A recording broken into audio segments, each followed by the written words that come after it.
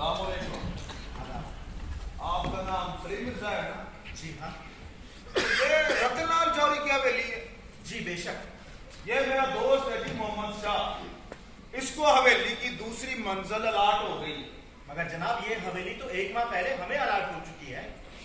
लेकिन ऊपर वाली मंजिल पे तो आपका कब्जा नहीं है ना। ये आपसे किसने कहा? वो जी आपका पुत्र जवेद कह रहा था कि ऊपरी मंजिल में वो रतनलाल जौहरी की माँ रह रही थी। मतलब पाकिस्तान में, वो भी शहर लाहौर में। एक काफरा?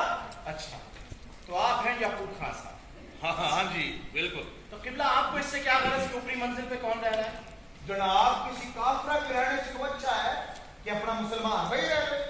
लेकिन ये हवेली हमारे नाम अलाट हो चुकी है। ठीक है, लेकिन कब्जा तो नहीं है ना आपको अपनी मंजिल पर। इससे आपको क्या मतलब? इसका यह मतलब निकलता है कि आपने एक हिंदू औरत को अपने घर में छुपा के रखा है। आप हमें धमका रहे हैं। जी बात दरअसल ये है कि बात दरअसल ये है कि क्यों ना ऊपरी मंजिल के 11 कमरे आप लोगों के कब्जे में आ जाए। वो जनाब हम तो इस्लामी बरादरी के नाते आप लोगों की मदद करने आए थे, लेकिन आपको मुसलमान से ज्यादा काफिर प्यारा है।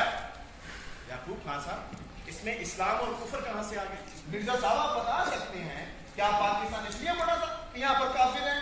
ये आप पाकिस्तान बनाने वालों से पूछिए। मिर्जा साहब ये हम गवारा नहीं कर सकते कि शहर लाहौर के कूचा जौहरिया में कोई काफिर दंदनाता फिरे। जनाब आप कहना क्या चाहते हैं? हम समझने से कासिर हैं। वो जनाब हम 1 मिनट में ऊपर वाली मंजिल का फैसला कर देते हैं। सो यहाँ उस काफरा की जगह अनवर खान और वो मशाक उधर आते हैं। आओ भाई चलो।